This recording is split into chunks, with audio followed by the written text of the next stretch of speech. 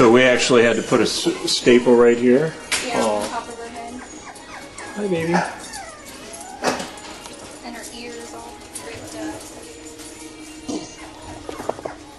Oh, you want to lick the camera? So the right ear took most of the damage. Mm-hmm. It's like she was sleeping under it or something. Oh, baby. And then this is the back side where. Yeah.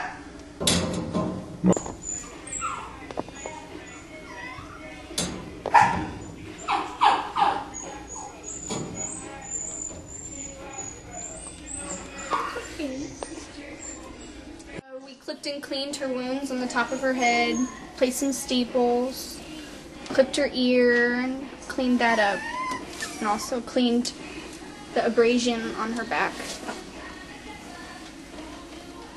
She's just been really, really scared.